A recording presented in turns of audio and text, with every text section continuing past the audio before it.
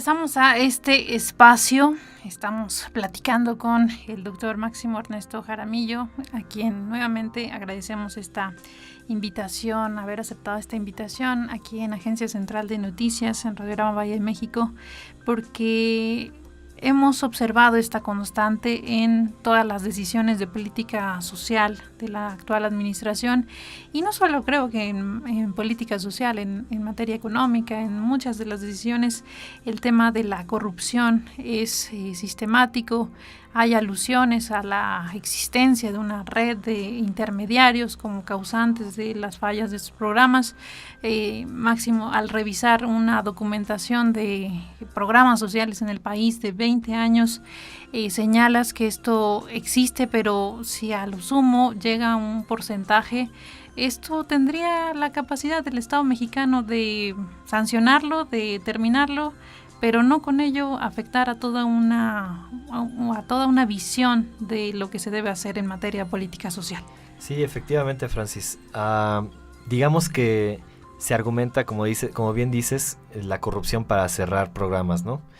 Pero la realidad es que, pues primero uno pensaría que lo que debería hacer el Estado en lugar de cerrar los programas es atender los síntomas o las causas que generan la corrupción, modificarlas y continuar con el programa. Digamos, si están diagnosticando que el programa es bueno. La cosa es que no se dice ni siquiera eso, se dice que es un programa corrupto y que por eso se va a cerrar. Ahora, lo que nosotros encontramos es que realmente, como decíamos hace rato, la corrupción, con los datos pareciera que la corrupción, si existe, es en lo más pequeño, digamos, y no es algo sistémico. Esta red de intermediarios que se argumenta que existe, la verdad es que en ningún lado del programa se encuentra una red de intermediarios. Lo primero que hay que mencionar es que la mayoría de los beneficiarios del programa, desde hace muchos años, creo que más de 10 años, reciben el dinero a través de una tarjeta bancaria, similar y totalmente igual a lo que se propone que se va a hacer actualmente, ¿no? Sí hay funcionarios del programa, claro, que intervienen en el proceso del programa. Por ejemplo, hay una figura que se llama vocales, que son gente de la misma comunidad que se autopropone para estar dándole avisos a las personas que va a haber pláticas, que va a haber ciertos eventos de Prospera. Y con respecto a estas vocales que nuevamente decimos vienen del mismo programa y que vienen de la misma comunidad y que no intervienen en nada en cuanto al proceso de la entrega del beneficio, de la transferencia, pues la realidad es que a lo mejor se podría mejorar el papel de este tipo de figuras dentro del programa, pero no es algo que cause, ni siquiera es algo que cause, como dice la actual coordinadora general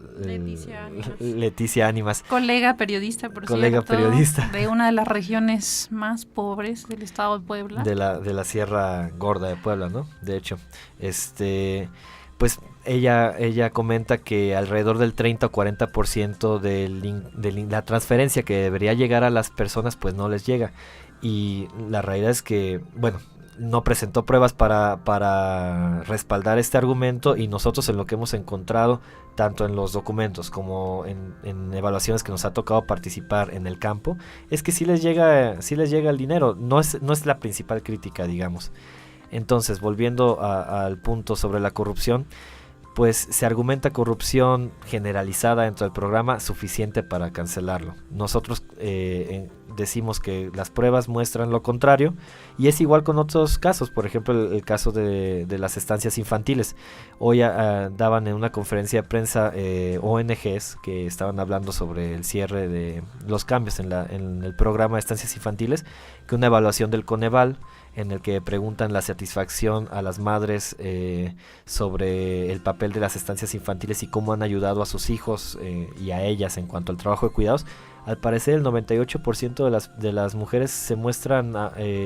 contentas con el programa. Seguramente hay muchas cosas que se pueden mejorar, seguramente hay casos muy específicos y lamentables, por ejemplo como lo que pasó en Sonora, en Hermosillo, con la guardería ABC,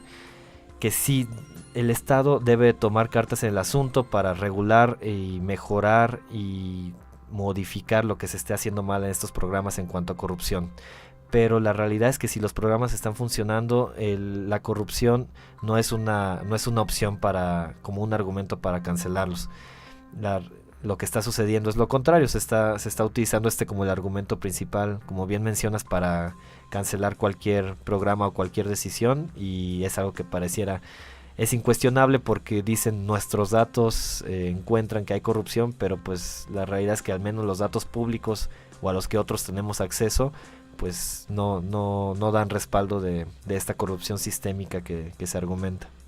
Como el elemento para terminar a rajatabla con todos los proyectos que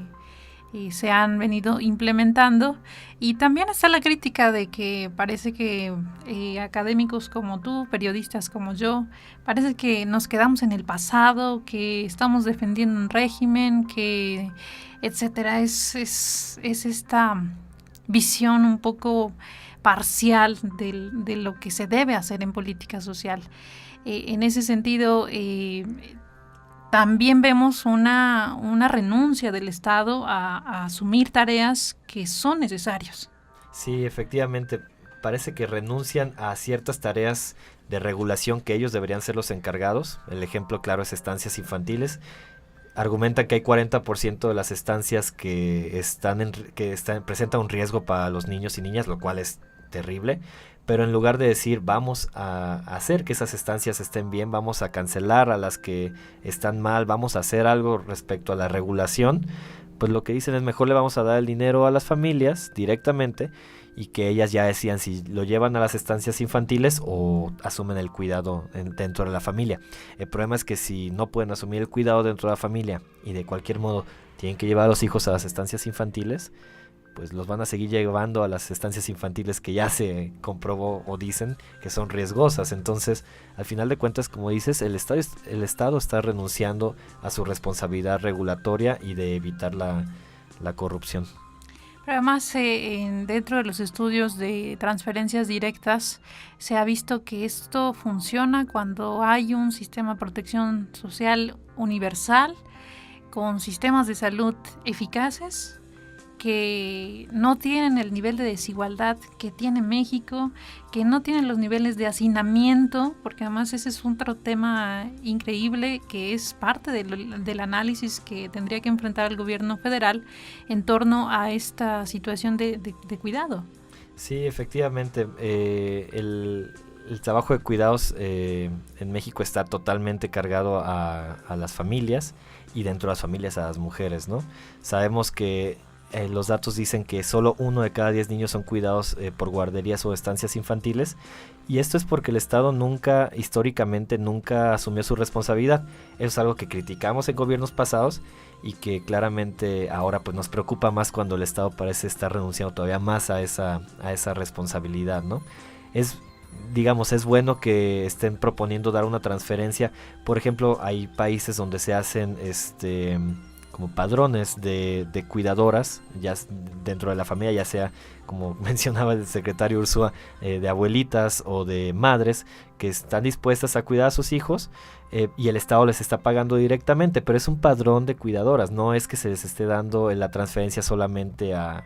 la familia, ¿no? Entonces pareciera que ni por un lado ni por otro estamos de acuerdo con las decisiones que está tomando el gobierno, con que se esté argumentando corrupción para cerrar todo y con que no se tome una posición directa, como dices, de garantizar cierta protección social universal, aunque sea lo mínima, y se hacen como parches en cada uno de los programas que ellos encuentran disfuncionales.